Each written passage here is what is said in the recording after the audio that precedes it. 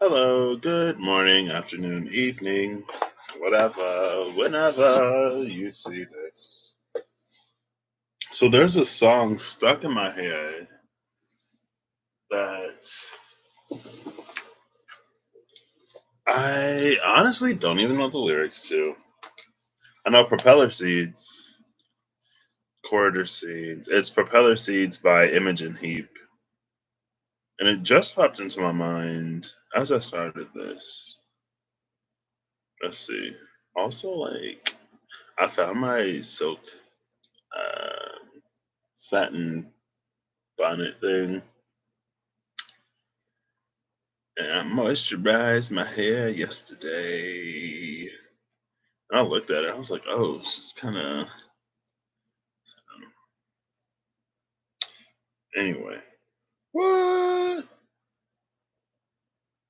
Propeller seeds. Lyrics.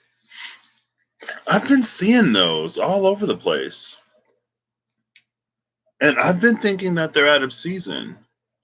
I haven't seen a ton of them, but I'll see like one here and there. Like I saw one on my brother's car in the back. And I was like, is that from like last year? And then I went to my grandma's or I was somewhere else and I saw another propeller seed. And I'm like, are these things even in season? Like I'm not seeing acorns all over the place. So I shouldn't be seeing propeller seeds, right? Or is it propeller seed season, girl? I don't know. It feels out of season to me, but I'm seeing them. I don't know.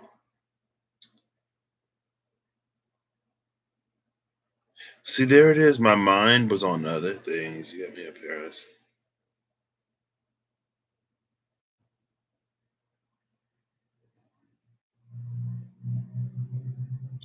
I'll read the lyrics. This is one of those. It's not a nonsense song, I'm sure, but I've never it's a fun song to just like sing and listen to.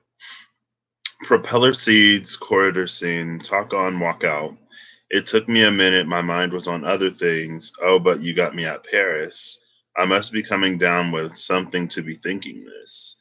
What's happening here? I'm growing roots through my toes and leaves from my fingertips. Unfurl. Where does the story go? Cue, food, drink up, continue.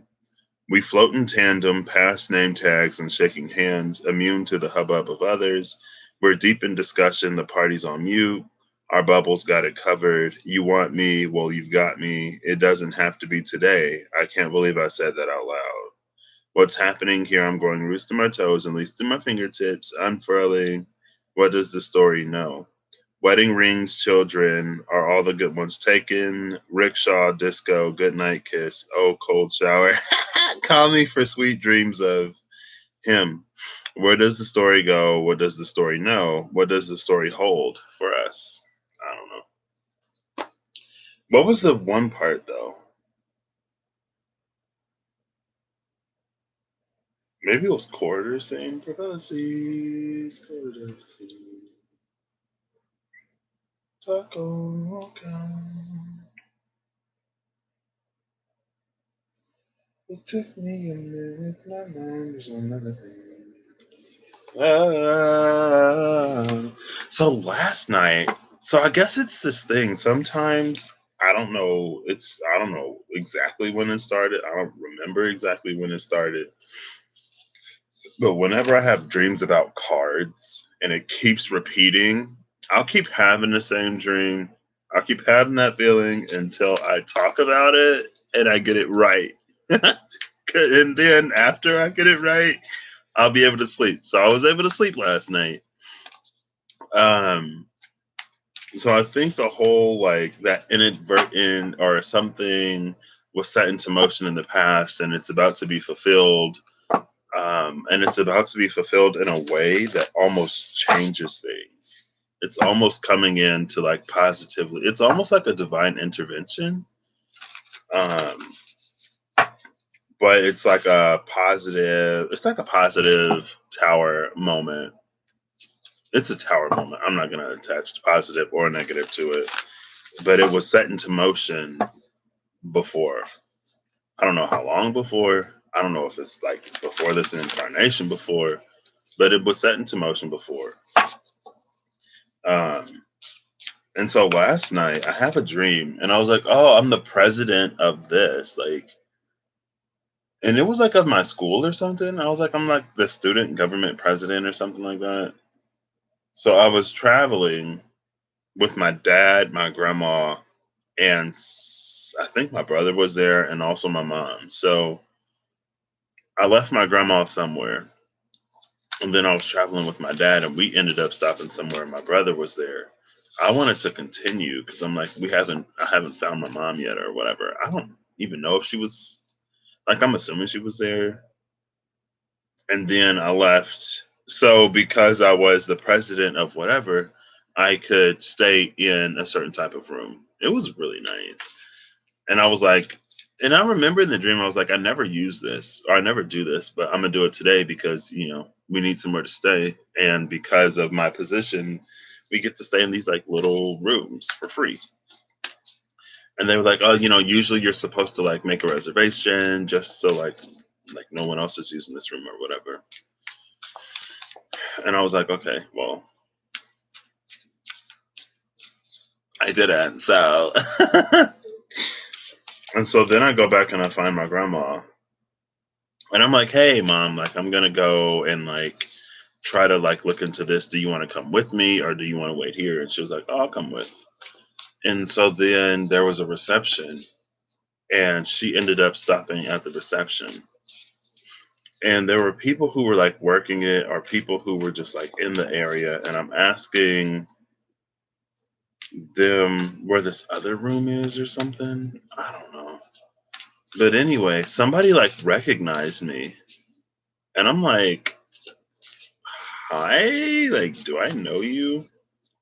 No, first we were just like talking. Or I was going through, I think it was a little kid. And they said something. And I was like, oh, hi. Or yes, or no. And then they're like, thanks, Patrick. And I was like, how do you know my name? I'm very much so that person in real life. Whenever someone like says my name, I'm like, how do you know my name? Like, oh, we had a class together. I'm like, did we? Like, what class was it? I'm playing, kind of. It catches my attention whenever someone knows my name, especially someone that I don't like know. Um, but they were like, oh, like you were on this or you did this. And I was like, oh, I guess I did do that. I was like, I forgot all about that. I forgot I even did that. What? Just like I forgot I was like the president of the student body government until I needed a room. And I was like, oh, like I could use this room because I am the president or I was the president. Ooh, death is at the bottom. And while I was the president, like I feel like I didn't really do anything. Or like I had never made mention of it. I don't know.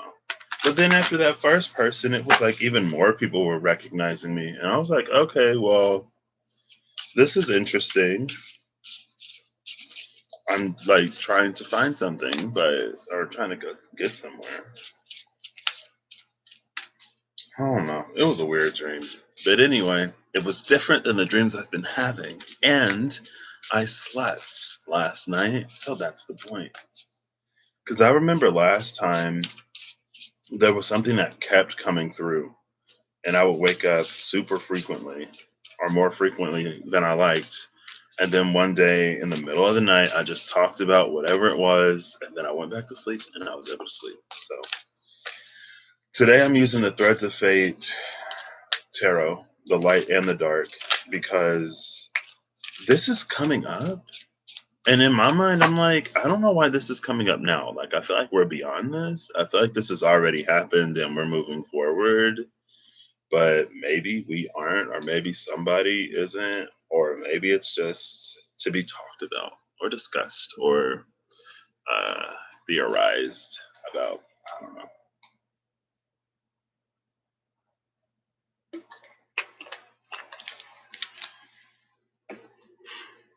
The tower card just came out. As I talked about this being a tower. What's at the bottom of the deck? The bottom of the deck is the nine of coins.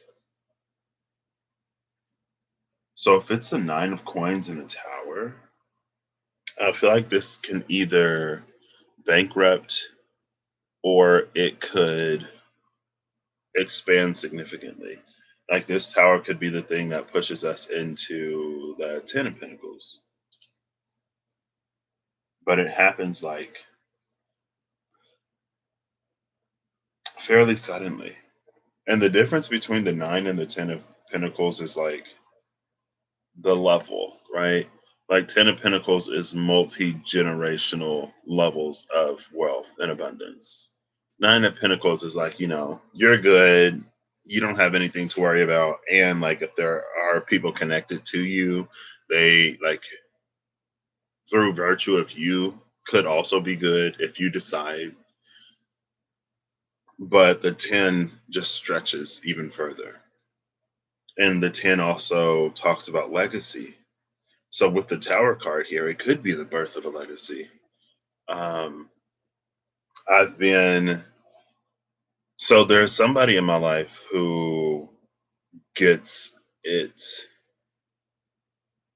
um, and it's a buddy that I talked about when we first met.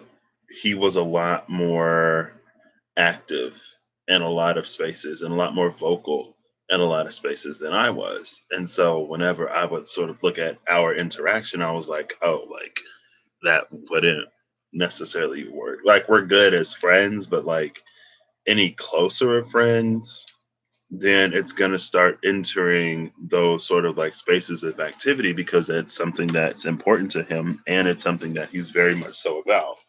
And like I'm always down to support somebody, don't get me wrong. But then the events of last year happened, and then I came into my voice, and I'm like, okay, so now we can have a conversation that we could have had last year, but it's different now because I'm different now.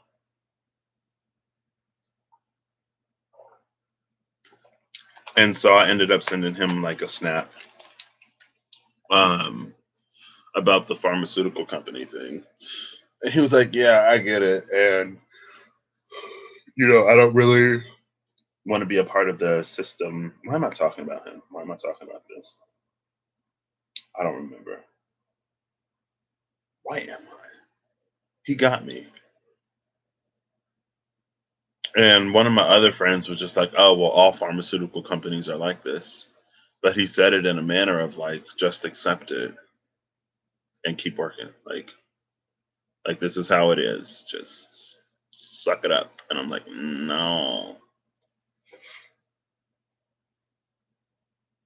Anyway, I'm using the light in the dark deck because after the Illuminator spread last night, and even before when I did the Initiate Seeker Keeper one, both the Initiate and the Seeker came out with that cataclysmic event. It's like you're gonna feel weakened, and it's important that you don't do that. Actually, let me just read it.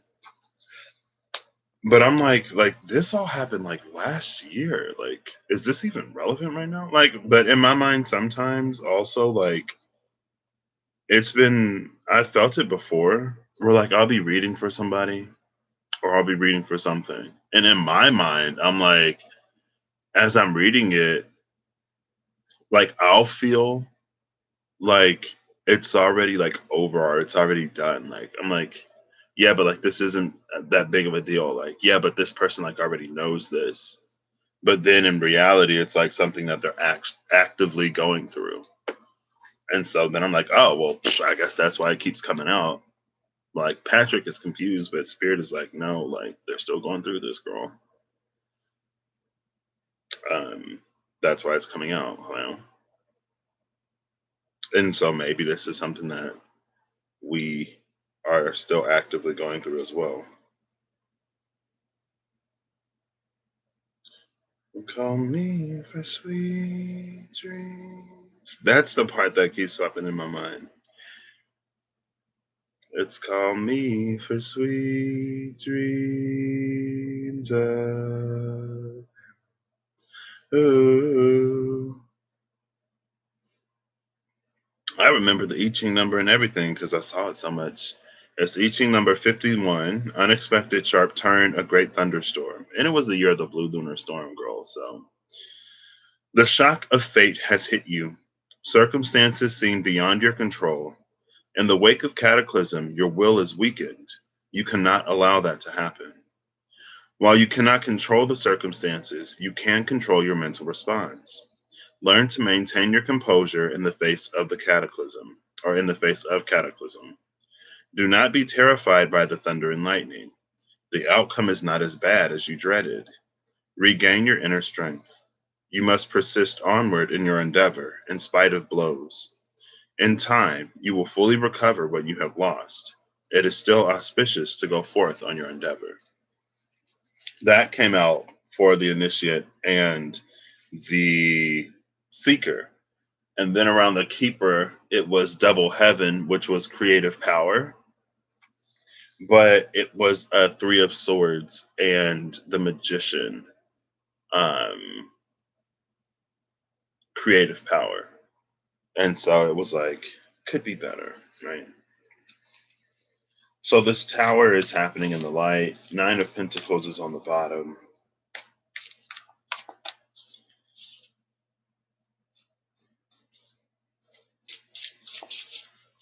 Let's clarify this. I don't know what I'm doing here today, honestly. So I'm like, maybe it's not for me to pull on. I mean, I could always try, but it's not a space that I'm in. So I feel like I'm not going to be that great at talking about this because it's not one that I'm in. It's not one that I got stuck in.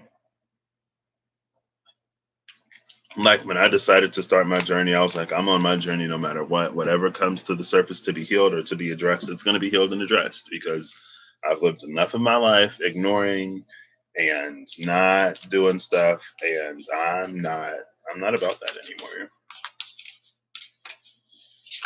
There we go. Well, yeah, I'll take it.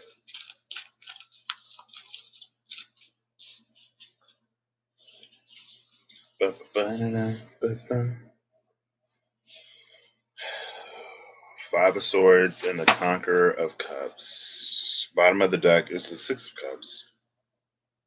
So we got the Nine of Cups on one side, the Six of Cups on the other side. The Conqueror of Cups and the Five of Swords. This is the energy. It's the energy of something that hasn't been spoken or something that can't be spoken, but the drive is there. This is painful. This reminds me of when I used to see the attachment card and the energy oracle card, but it felt like someone was trying to free themselves of attachment. And it feels like maybe in the past, we wanted to move forward, but we were trying to move forward holding on to attachments of pain and trauma and heartbreak and being silenced and being in a not being in an authentic space, not using our voice, not trying to feel fully with our hearts. And so it caused like a painful stretching because it's like you're attached to the wall but you're trying to move forward and you're causing yourself pain because of the attachments you hold. So now maybe this tower is coming to break these chains. Maybe the tower has already come. Maybe the chains are already broken, but the weight of them is still there to the point where you feel that if you move forward, it's going to cause that same discomfort. But the difference is this time you're less attached. This time it's like you're actually free, but you're so used to the pain of not being that it's like it causes this fear in you. And the thing about the mind and the body is that sometimes they're better connected then serves us, even when they're not aligned. Well, I don't want to say when they're not aligned because they are aligned. They're just not aligned in ways that benefit us.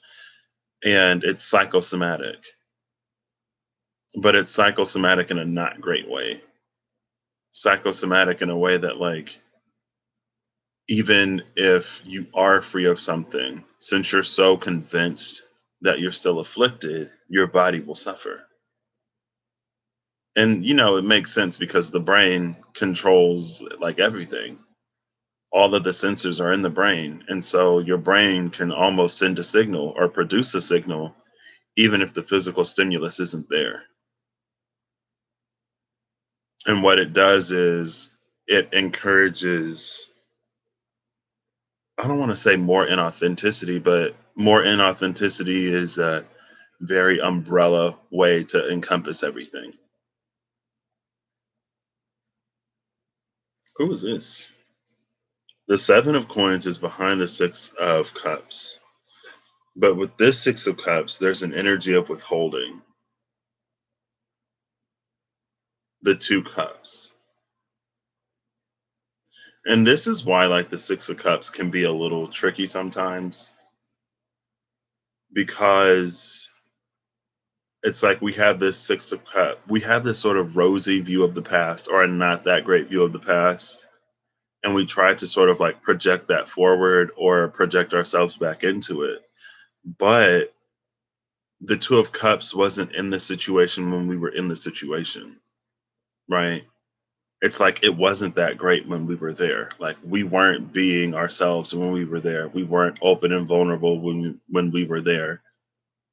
And so that, like, us holding on to that it's limiting in and of itself, because now moving forward into the future, it's like we're prioritizing something that may have been better aligned to who we were at that moment, but it still wasn't a full truth. And so it's like we continue to project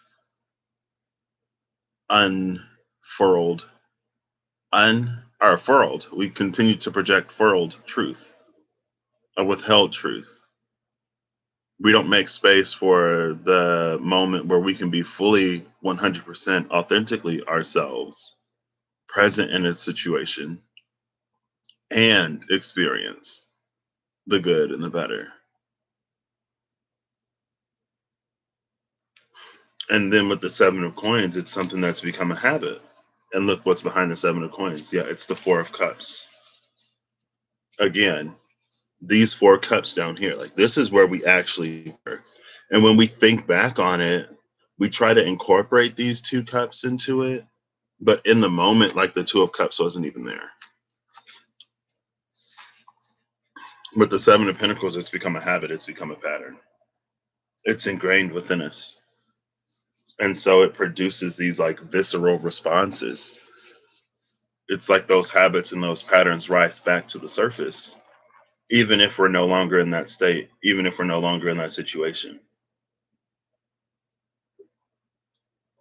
It's like if there's someone who grew up in poverty and then they experience wealth, they come into wealth in whatever way they come into wealth, but they still, like, that poverty is sort of still ingrained in them.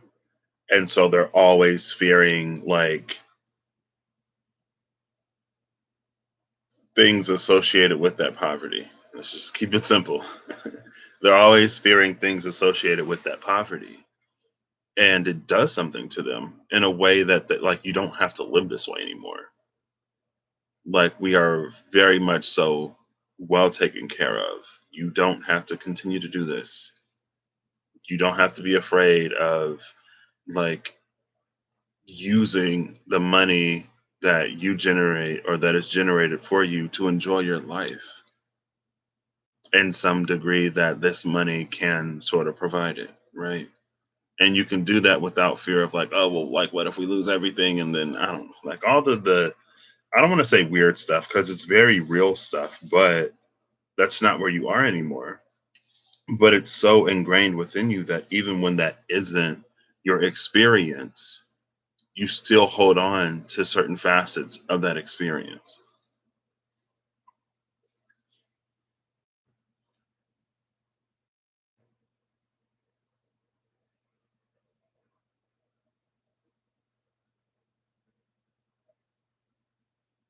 And this, I guess it's an energy of something's got to give.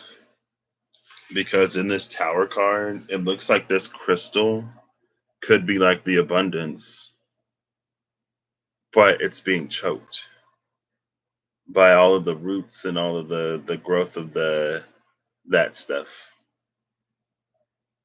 And it's almost like it's getting to the point where it's gonna break this crystal. Like all of the fissures are gonna connect, and they're already connecting, and then it's just gonna crumble into dust. But all of that growth, that's from the past. This is how the past and past experiences choke and suffocate the energy of the future.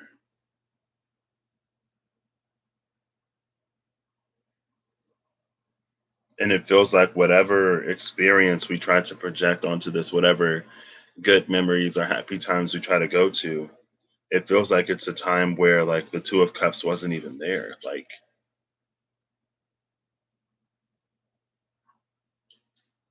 and it like since we keep going to the past to look for it, it's like it separates us from that future even more. And it keeps it from being the present moment.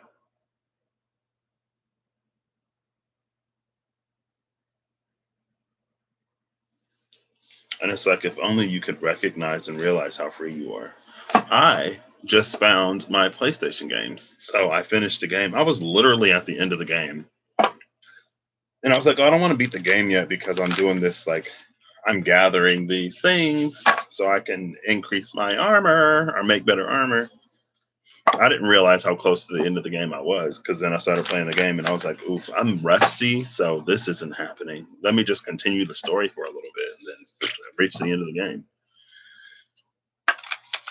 But there's this one point where someone's like, you're an animal and you always will be.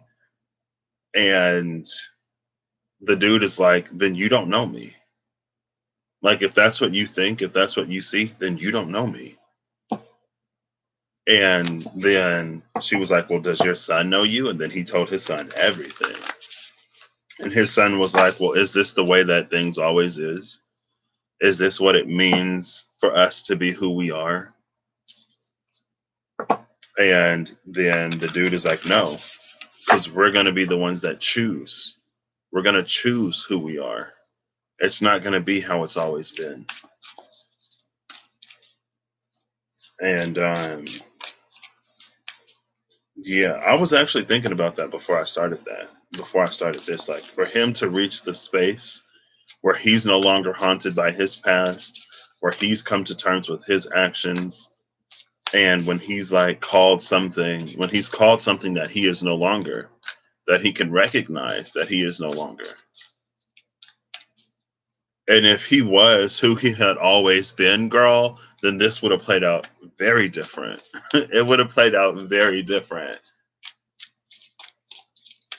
And I'm like playing the game because it's a game series I've been following for a long time. I was surprised that things went down the way they went down.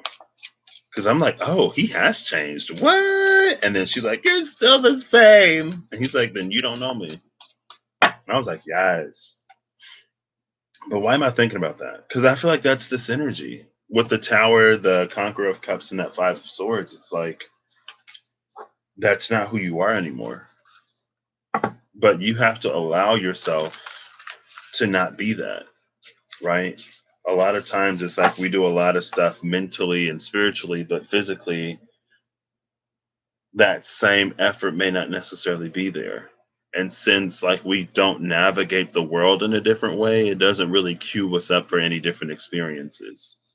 And the spiritual and the mental and emotional work is supposed to, not supposed to, but it just kind of sort of inherently, naturally changes the way that you flow through life, the way that you respond to situations, the way that you navigate your life. And you navigating life in a different way produces different experiences because, actions and reactions and things of that nature. And I really thought that we were beyond this question mark. Maybe we're not. I don't know. Because I'm reading, I'm like all this stuff, like this is like last year. Even when I did the Illuminator spread, when it was like talking about light and dark and stuff like that. I'm like, this was like last year though. I mean, at the very like we were in the thick of it last year, but like certainly we've come out of it by now, right?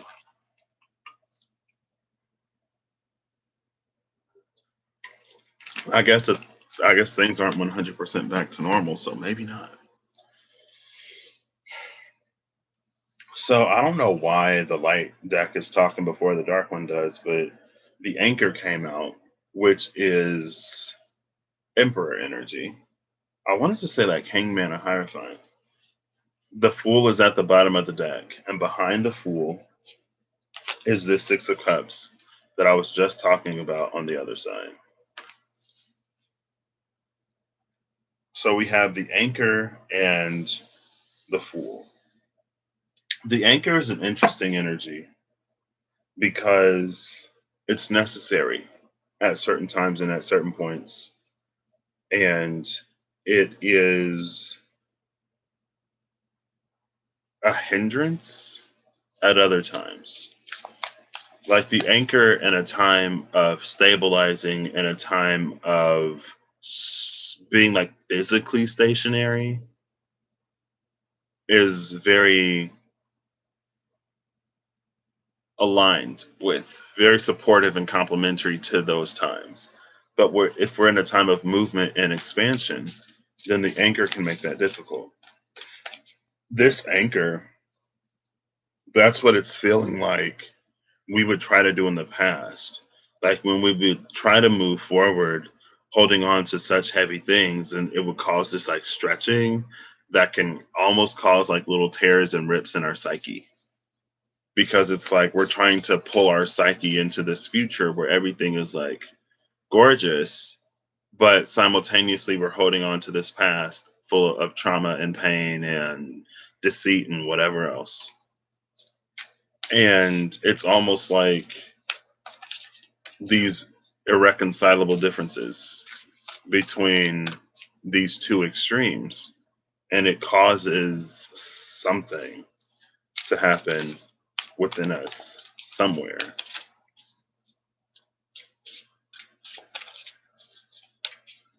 Was that? Maybe it wasn't. It's also interesting that two majors came out. First it was the Tower, now it's the Anchor. The Anchor, again, it's Emperor energy. And every time I've seen the Emperor lately, it's like the Emperor is waiting to hand over, looking for someone worthy to hand over the Ankh and the other thing too. It's like the Emperor is trying to retire and go rejoin the Empress in divine energy, trying to complete that divine feminine, divine masculine. I wanted to say triune, but if it's a triune, then there's another energy there.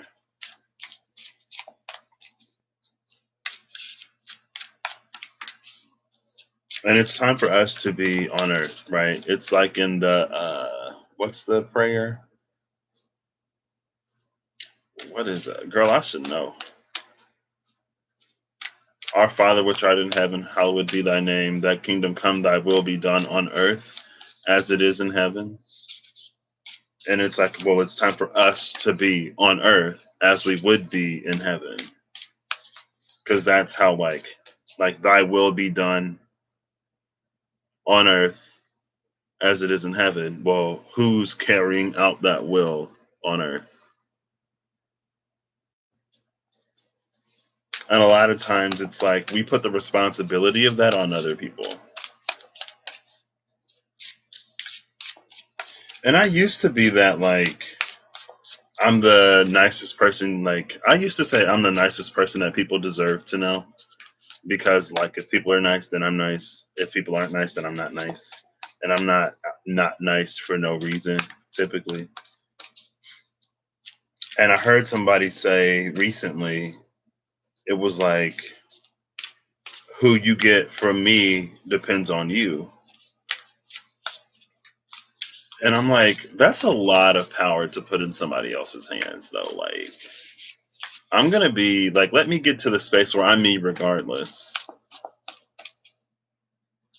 And then it's like, I'm me all the time. And if you would encourage something that's less me from me, then you're not around me. Because then, yeah, no, we're not doing that. But anyway, a lot of times we put that responsibility in the hands of other people. And it's like, well, what do we do? How do we make earth more like heaven? I don't know. Do I not get a card for this anchor? Or do I have to stop talking to get it?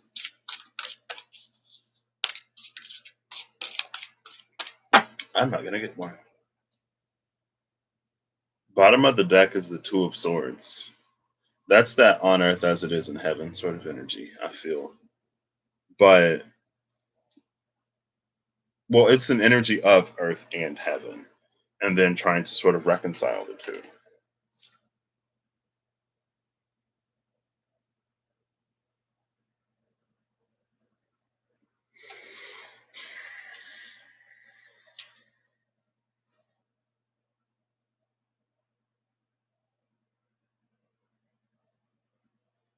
The anchor today, again, it's carrying this energy of things from the past that we just continue to carry along. Like, this is an energy that's long dead, it's long gone, its time it's like what we felt as divine energy in a space where we were so far removed from divine energy pales in comparison to the actual, like, or like to actual divine energy. And it feels that, like, for the time it was like, oh, like, I don't know, it just feels like, again, with divine feminine, it feels like divine feminine energy and divine masculine energy would be quantumly connected. And so if one is absent, then they're both absent. If one is distorted or twisted or taken out of context, then they're both distorted, twisted, and taken out of context. Because a change in one produces an immediate and reflective change in the other.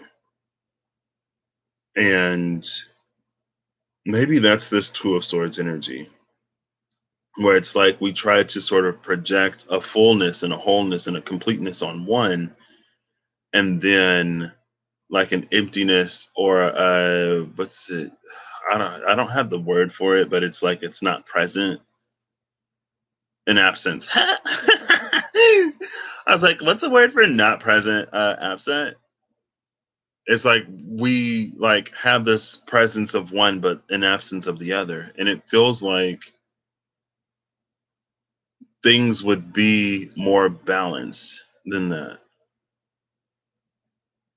It feels like wherever you would meet one, you would meet both. And so if like divine masculine energy is in this space where it's like absent or it's been warped or it's weird, then like what does that, how does that reflect back on divine feminine? Because it's like a lot of times I've seen, at least, that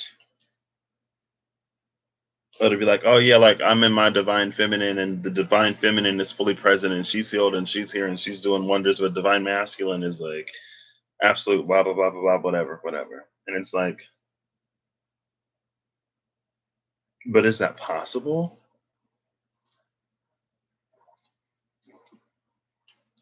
But for where we were, maybe there was a feminine energy that felt more, it felt closer.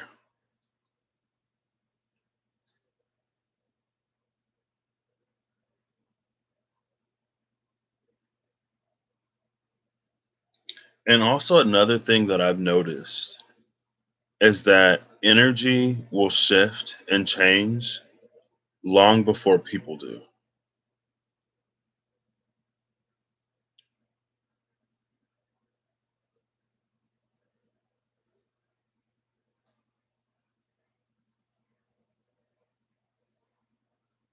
And oh,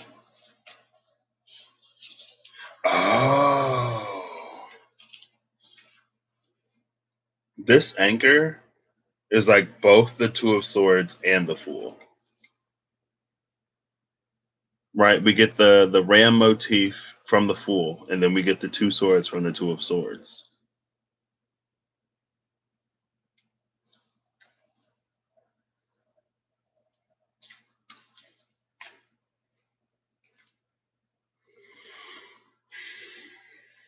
Because again, it's like it feels like this energy has long since expired.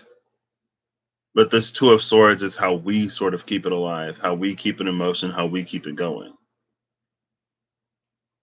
I saw that yesterday through it was the Instagram story of the dude I was talking about earlier. He shared it might actually still be there, actually. Hold up, let me go see. Let me go see. Oh, it's 11:11 Eastern time. Excuse me, because it's very much so this energy.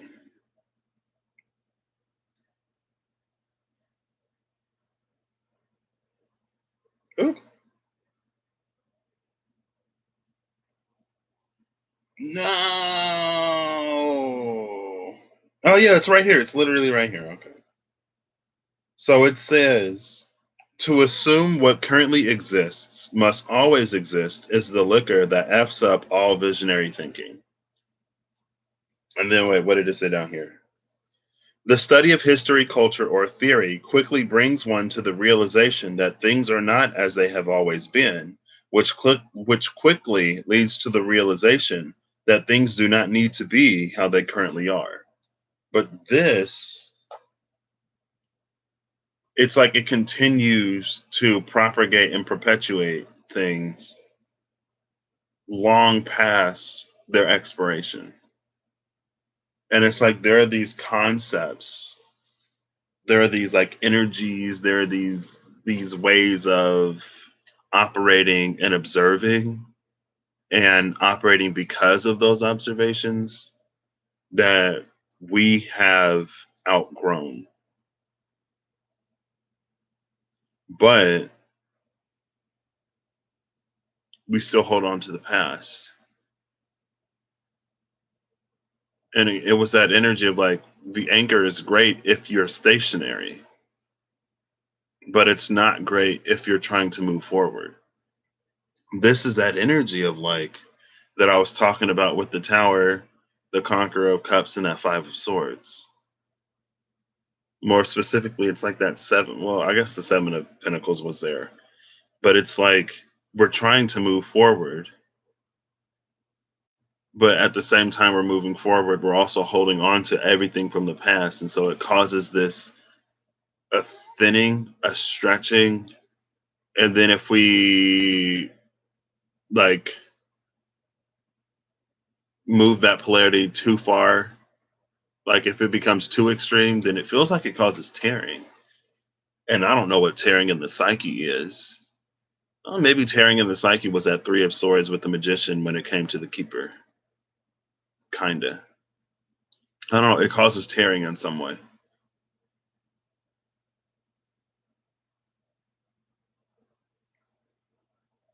And then with the fool and the two of swords, it's like with this two of swords, it feels it's like shadowy Sagittarian energy. It feels like us. It's like we're rewriting, recoding our brains, our realities to expand, but still account for or accommodate or fit in all of this old stuff that we're expanding out of. And it's like, well, what's the point of moving forward? What's the point of moving on if you just keep like, hey, how you doing? What's the point of doing any of that if we just keep carrying on like the old stuff? And I'm like I feel like it's like it's thinning, it's diluting, it's weakening, and it can cause tearing. I don't know what psyche tearing is, but I have not. What? Oh snap! Well, let me. I'm gonna put that in right now. I'm gonna make a note of that because I'm like I don't know what this is. It sounds painful, and it sounds like because it's so like integral to who we are. Look up Emmy evolve it. Oh no! It auto corrected. Like, how do you heal from a torn psyche?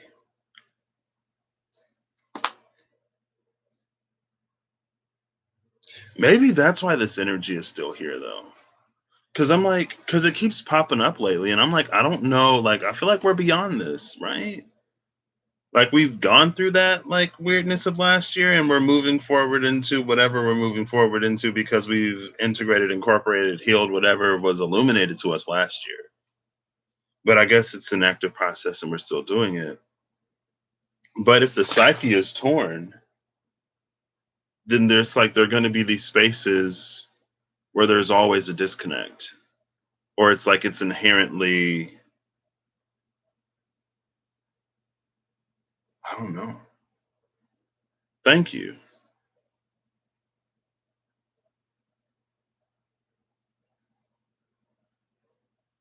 You feel like the tearing forces you back into the primal ego and further away from the higher self. That makes sense. The density of the ego pulls and tears.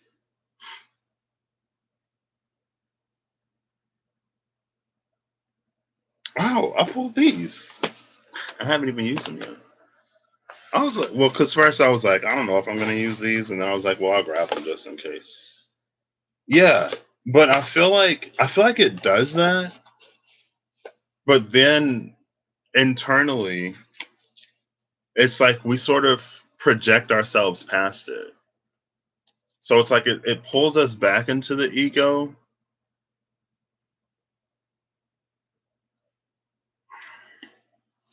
I don't know, it gets weird. My brain hurts. But yeah, let's see.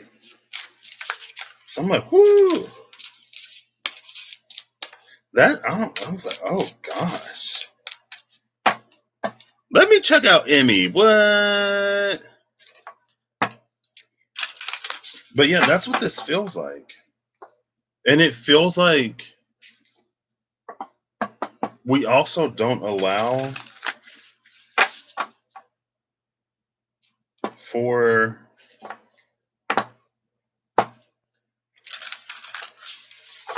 better. I mean, yeah, inherently we don't, but because like in this anchor card, it feels like it's already dead. But if that's dead, then something else has to be present.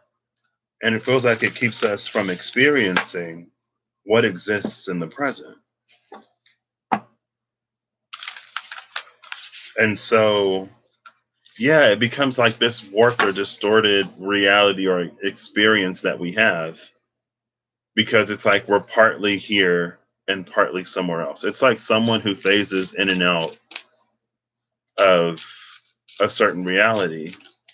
And so they experience some things, but then they like phase back into something else and they experience that. If we use a 3D and 5D, then we would plot this person in the 4D. And so sometimes they experience some 5D stuff, sometimes they experience 3D stuff, but it feels like the best of the 5D stuff they miss out on because they're not able to comprehend it. Yeah. Oh, that was the tree. Oof. See, but that just like I don't know if it's because of like persona, or it's just like a decaying or an infected psyche. That just sounds like even like a torn psyche. That it sounds like, I don't know. Like, oh, look at this.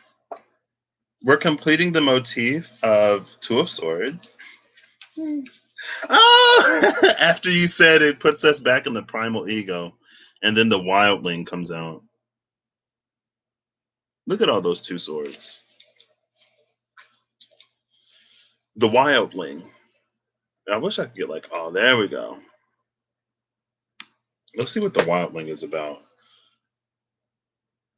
Oh gosh, oh, that just, I don't like how it sounds.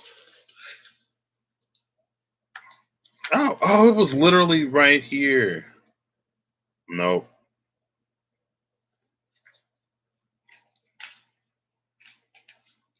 I feel like I don't even need this, but I'll just keep reading it anyway. Why not? I already picked it up. I'm gonna need my other glasses for this one. Oh, actually, I won't. So, pulling the wildling card indicates a time to connect to the most primal parts of yourself. This may mean you need to detach a bit from people around you so you can hear the whispers of your deepest knowing without the influence of others. The wildling is raw, empowered, and independent.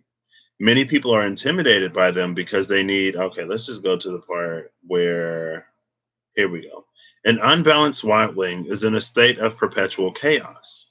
They are avoidant and often use the external for a band aid of their internal dis ease, which often means they are constantly moving on to the next thing. What they move on to never ends up being what they hoped for.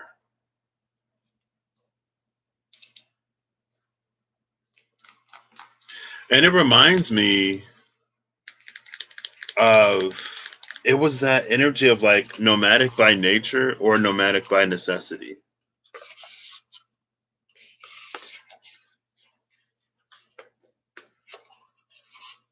And maybe that's this question here. Oh, I love how the gold is just like popping out now. Something about like the eyes and the horns.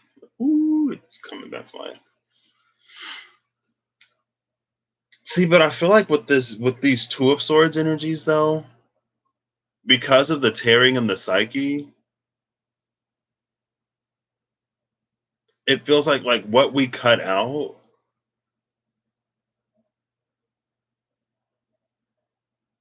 it's not that it isn't helpful because some of it is, but it feels like warped. And so like what we think to cut out or what we work to cut out, it does benefit us, but it feels like there are these other things that will distort themselves as fine because those are the things that we hold on to. Those are like the distortions that we sort of continue to propagate forward. I don't know why I've never played like Trauma Center, but it's reminding me of those Trauma Center games on like the Switch and on the Wii, I think. It was like surgery simulator. But it's like there are certain things that we hold on to that we view as essential, but they're not.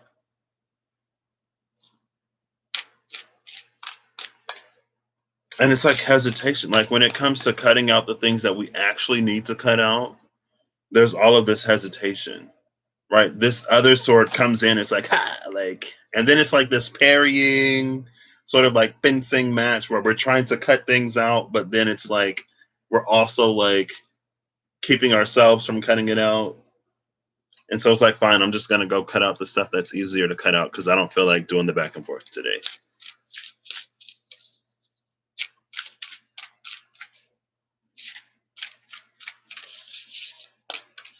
What is this?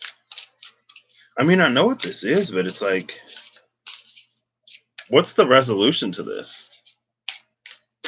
Just It's found within self. See, this is that stuff that like you probably need a tower moment for. Because this all like it feels like there'd be so much hassle or so much inconvenience in cutting some of this stuff out, or it feels like things that we would just learn to accept. And so it's like it's not until we reach a breaking point with this in whatever way that we finally go in and start to do that work. There's something within us that's too attached to it to let it go.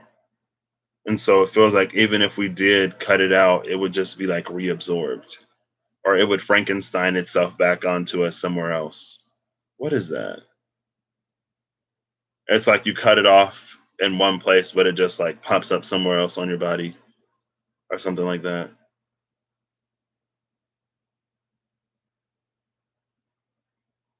And that's because the root is still there.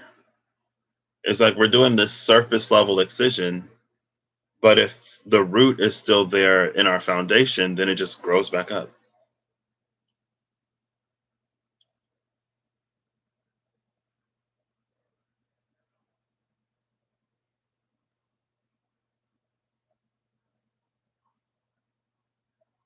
But it also does feel like there is some kind of interventional,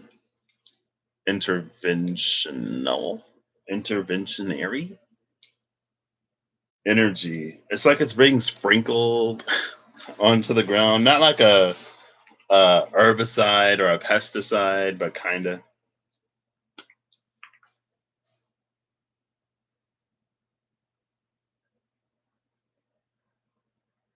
And it feels like the root is coming to the surface.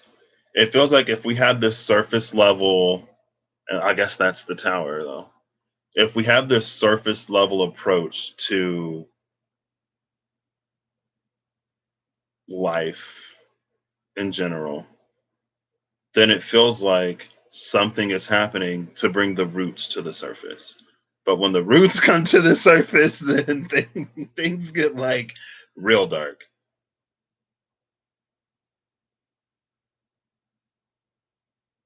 or they get really challenging.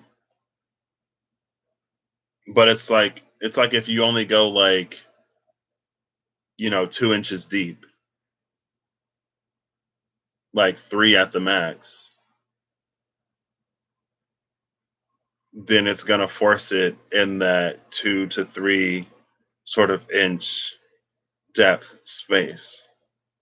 And depending on how much of this you have resolved or not, as it pushes the roots to the surface, then everything above it is going to get even higher. So, like, let's say that there's a 2 foot thing in your life that you continually cut down. Like, every time it grows above like 2 inches, you cut it down to the ground. And so it's a good like foot and 10 inches, right?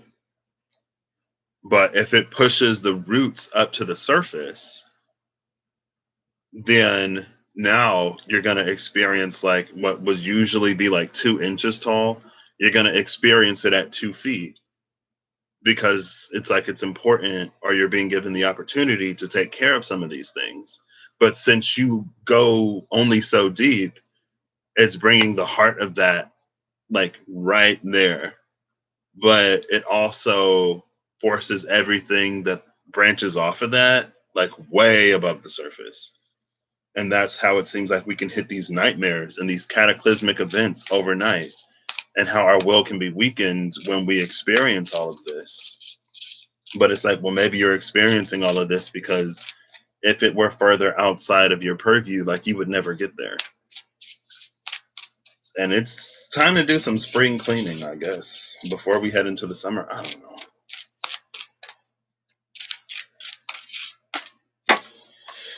I have no clue. So let's get final cards from like all of these. Let's get a final one of these. Ooh, it'll be so interesting. Yeah, I don't know what this feeling is. Just like whatever it was that we we're positioned to learn over the last 14 months. Moving forward, it's going to be important that we know that or that we remember that. I don't know why.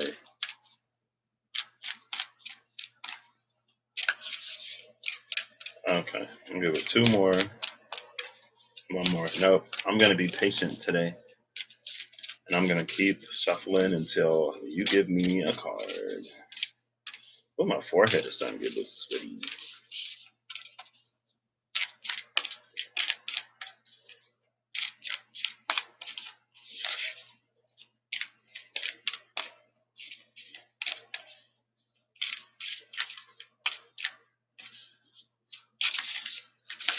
Ooh, ooh.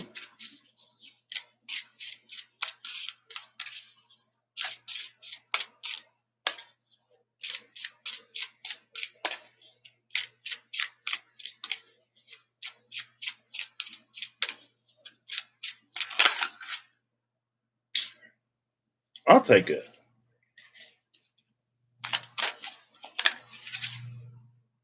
Oh, movement.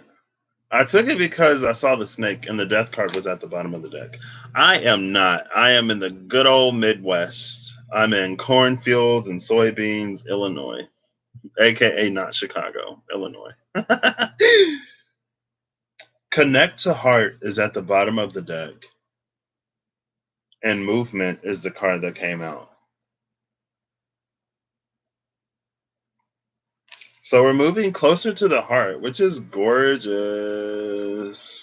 But I feel like moving closer to the heart means that there are some things that we have to, like, that's a vulnerability with self. And I think if we struggle being vulnerable with others, we could probably also struggle to be vulnerable with ourselves, which makes it easier for things to fester within us and rot.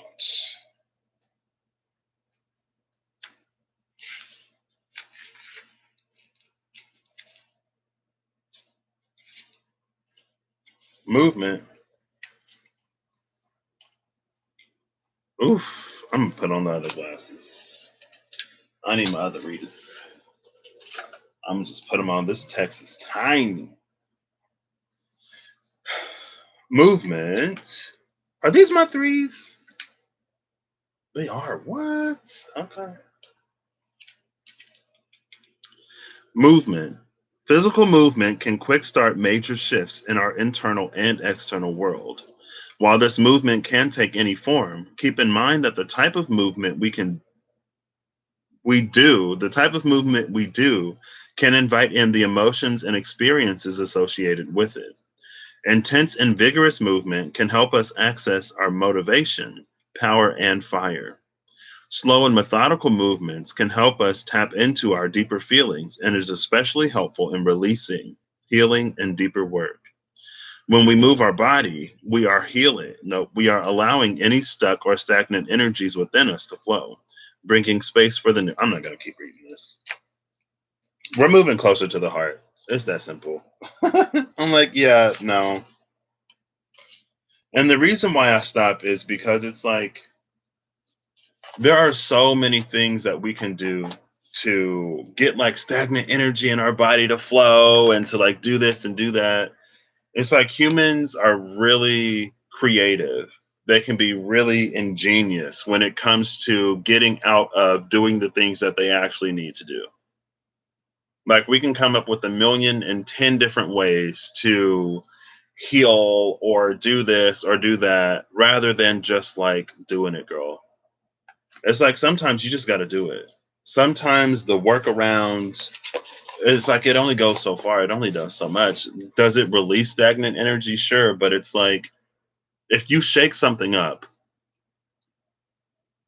right, because it's stagnant or it's still somewhere. So you shake it up and then everything gets all cloudy and you don't do anything to remove that stuff, then what happens is it settles back down to the bottom. And so a lot of times we'll have like these energetic shakeups because, that's what spiritual people do. but they don't do anything to remove the actual sort of thing. They don't do anything to remedy the situation in reality. And so what happens is it settles. It settles again. That's when, like, oh, I'm hitting another dark night of the soul. I'm going through this. I thought I healed this. And it's like, how did you think, like, what did you do to heal it? Really? Like, what did you really do? Like, what did you actually do? What was actually done? Like, oh, like, I ate cleaner. I drank these smoothies. I like took a spiritual bath. But a lot of the wounding that we have, it's like, I think we can be so fragile that it's like something can bruise us, but it ripples so far deep into like who we are. And then it's like when we do like these things, it's like it does it alleviate in the moment, yeah. And it'll soften it up, but then it's like that bruise sort of returns if we don't do anything to actually get down there and remove it. And for a long time, like it got us by. like when I come for like I'm also coming for myself because like I've been there and like it's something that irritates me a little bit because it's like I'm the type of person that cares about people. And so it's like if you're hurting, then I want you to do something that like will actually help you. Because what happens is I feel like it breeds more frustration. It breeds more hopelessness. It damages the relationship with the divine and spirit even more. Cause it's like, well, I've done this thing, I've done that, I've done everything that I'm supposed to do. Like, why do I still feel like this? And then it leads us to feel like broken in ways that we're not broken. We're just not caring for ourselves in the ways that we need to be cared for. And we're doing everything else to try to sort of substitute what actually needs to be done. And does it feel good in the moment? Yes. Do we feel relieved and re-energized and ready to take on the world? Like, yeah. But then when that feeling comes back because it hasn't been addressed, it's like, I don't know. I would hate for people to go back and forth like that. Our not self theme. My not self theme is anger. I was like, oh my gosh, why is that me? And I was literally like the day before talking about, I was talking, no, because I was talking with you about it, but I found that out after. I think I was just on here talking about how like I get angry sometimes, like, and when I get angry, like anger is something that just like propagates in me. It's like if I get mad about something, then I get mad about everything that I haven't. Because it's like in the moment, I'll be like, it's not that serious. It's not that big of a deal. But it's like, well, if I'm already mad, I might as well be mad about everything.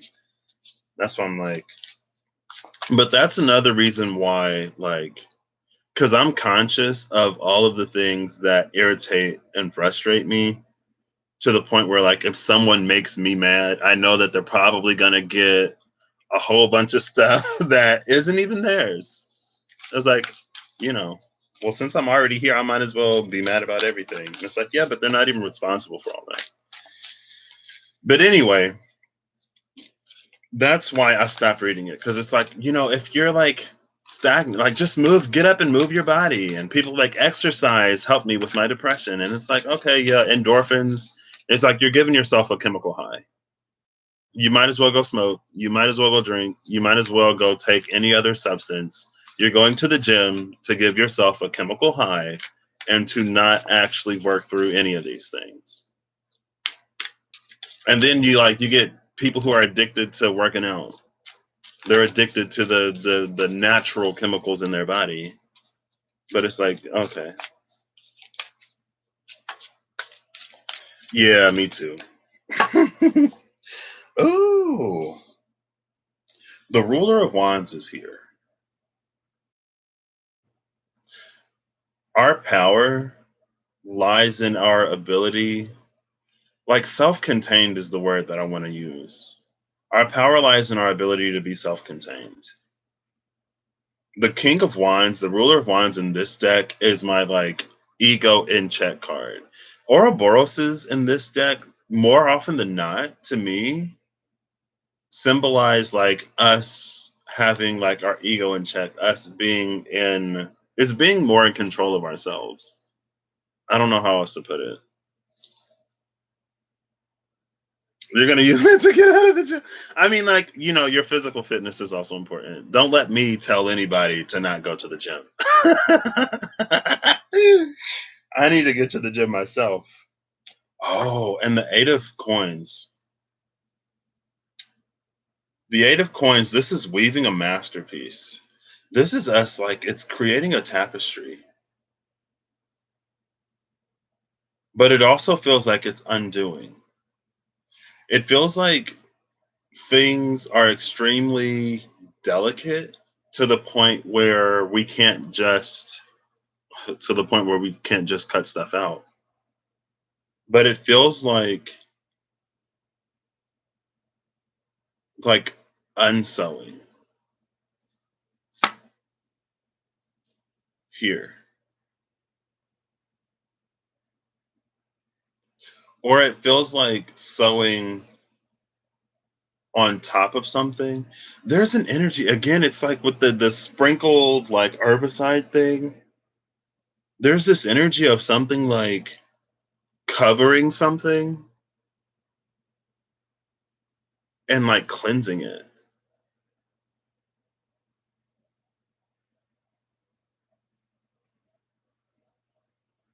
Because it's like if there's something torn in a tapestry and a cloth, then like there's this patch that you could like sew on top of it, and then it'll like restore it to how it was before it was damaged. An energy of restoration, that's what it is. And it's like a fairly deep restoration too. Is this just happening? It reminds me of one of the weekly releases last year. Whereas like there's an energy like Neosporin in a band-aid. I used to just put band-aids on. Don't even clean it. Just put a band-aid on it to stop it from bleeding. And then like sometimes the band-aid would be like a little green or something. You'd be like, ew, is it infected? It's like, yeah, it's infected. But did I clean it? No. It was an energy of like the energy of healing, the energy of movement, the energy of momentum is so strong that it's like it multiplies effort or work almost. And with all these like divine feminine, divine mother energies coming in, all these goddesses coming to the forefront, I wouldn't be surprised.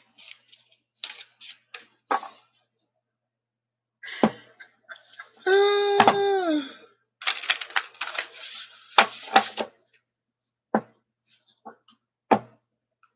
but that's what it feels like. But so it feels like it's a little bit like if you tell someone,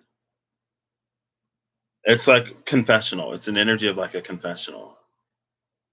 And so you go to the priest and you confess whatever you need to confess to be forgiven and. But if it's not spoken, then it can't be healed. And so it's like if you can be honest with what you want healed or what needs to be healed right now, then it feels like it'll be supported. I mean, it feels like it'll be supported regardless of how honest you are. But it feels like if you're honest, you can get a deeper level of healing.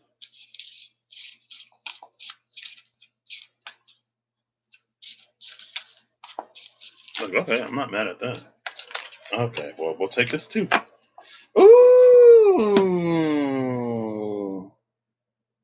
So the 5 of Cups, the Sun. Yeah, see, this is what I was talking about. It's like if you can be honest, because the energy is there. The energy of healing is here. The energy of divine support is here.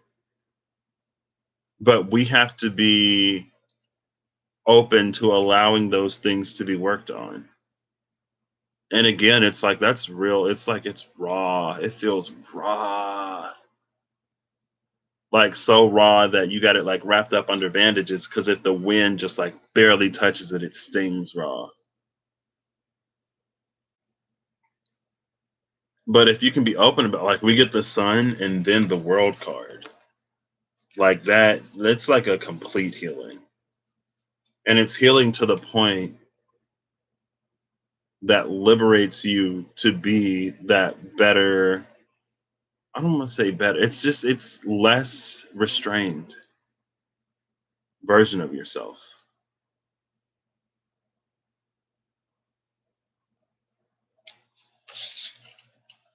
Okay. Like I'm here for that. Bottom of the deck is the Ten of Wands. So, it may not be with this Ten of Wands, this feels like sometimes we identify with our struggles.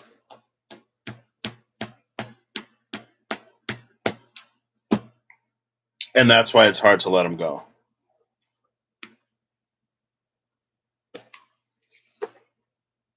Like, I feel like low key, I used to be like emotionally detached to my depression. Cause I was like, well, depression is the one thing in my life that is kind of sort of constant and it's familiar. So even though it sucks when I'm depressed, it's not comforting. It's just it's familiar. Um and sometimes we can also depend on our trauma. It's like it becomes this like I have survived this type of energy. Like I have been through this and survived. It's like we kind of sort of get a sense of strength out of that.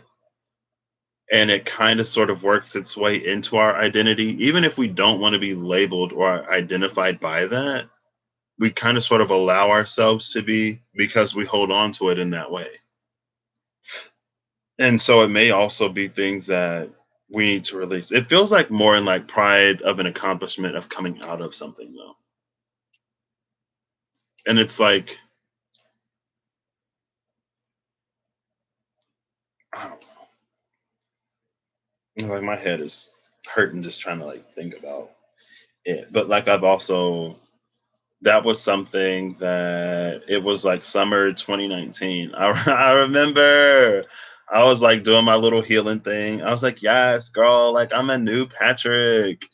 And then over the summer, something something happened, and I got so petty because it was something that it was some anger that I held on to for so long. And for so long, I was like, I'm never going to allow this to happen to me again. I don't care if I feel powerless in a situation or not. I'm not just going to allow something to happen to me. And I'd rather fight and lose than not fight at all. And so after I had done a fair amount of healing, and then after I got into the because like I did all of my healing in my apartment when I was unemployed and hungry and didn't know how I was going to pay rent. And then I got a job in the summer, and that's when I had to like start living that person in reality. And it was an adjustment.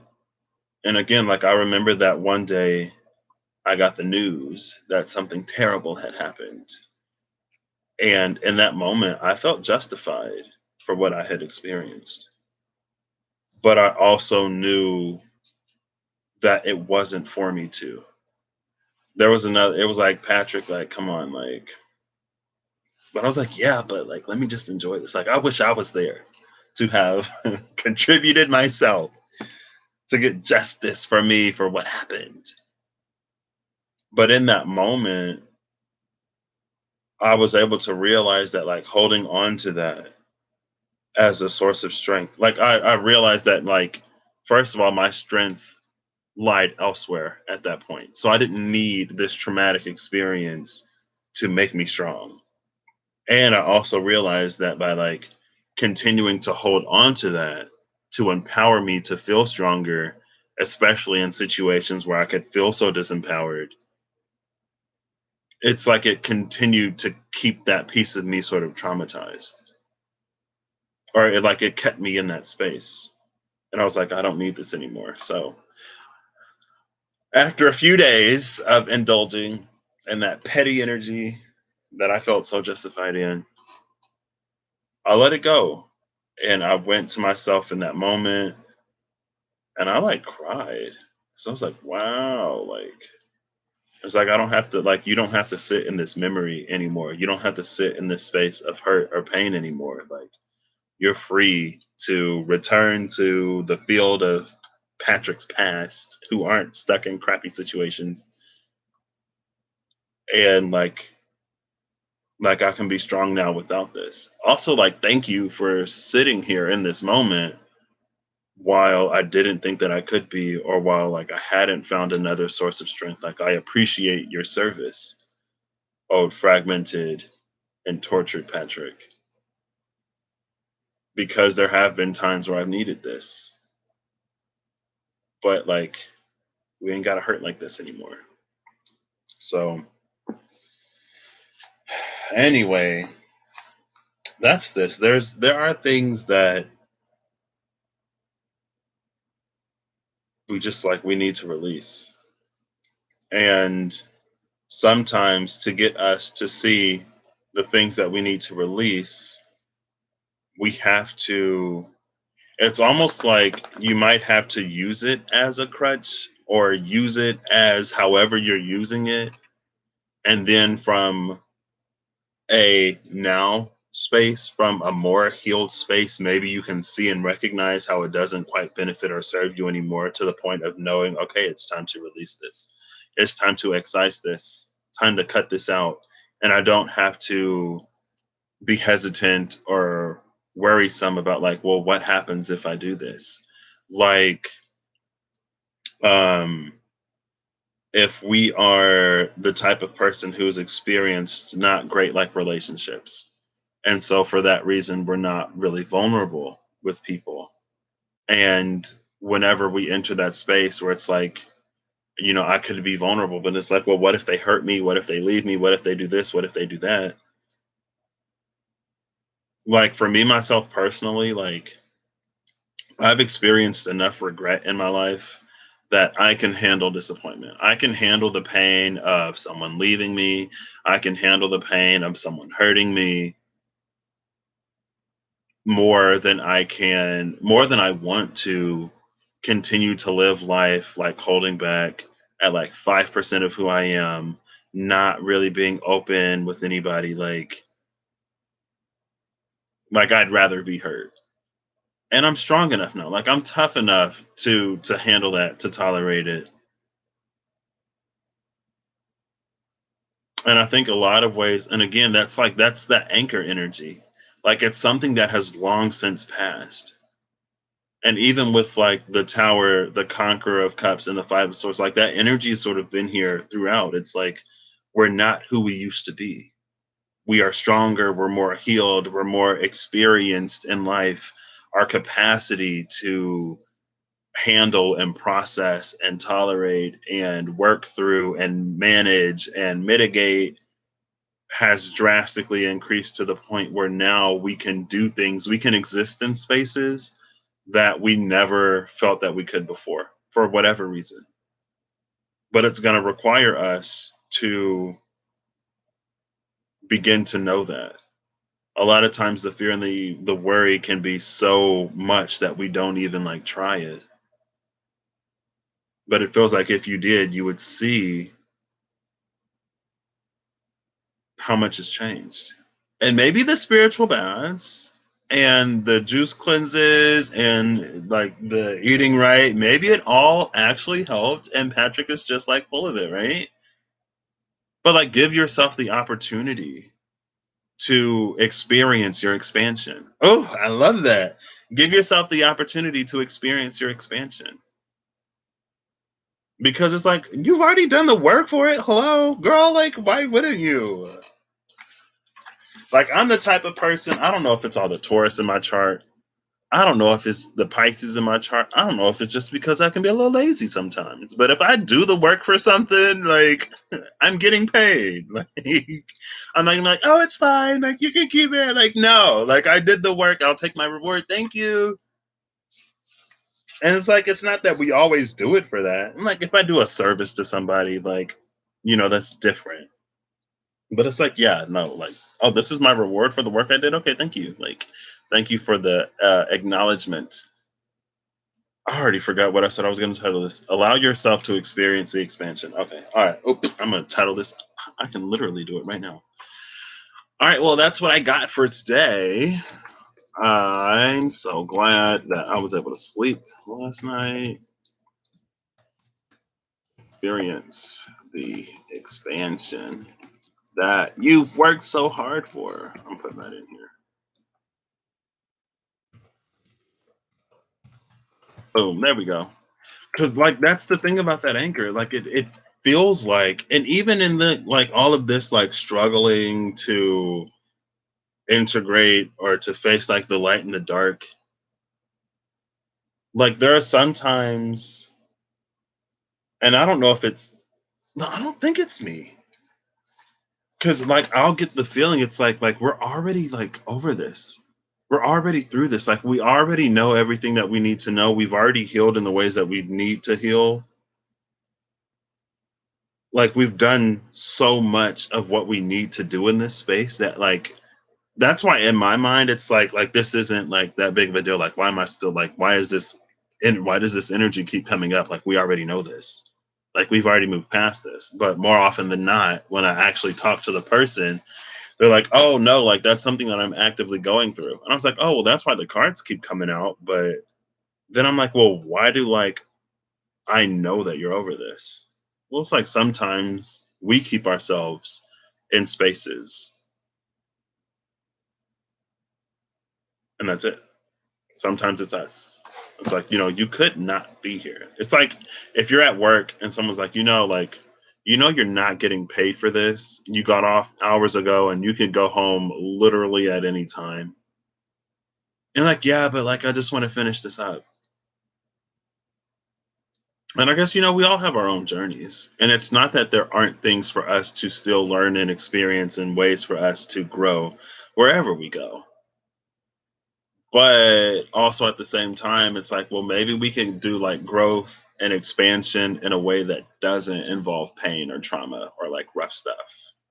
Hey, D, I was literally just about to go. That's like what I'm coming into. It's like I can like heal in the moment, like on the go. Like I could be in a situation, have that moment of realization, and like, oh, well, I'm gonna choose to do this instead of that. And then things work out. And I'm like, oh wow, I'm glad I chose that. Without it being like this whole experience, this whole ordeal. But we'll get there when we get there.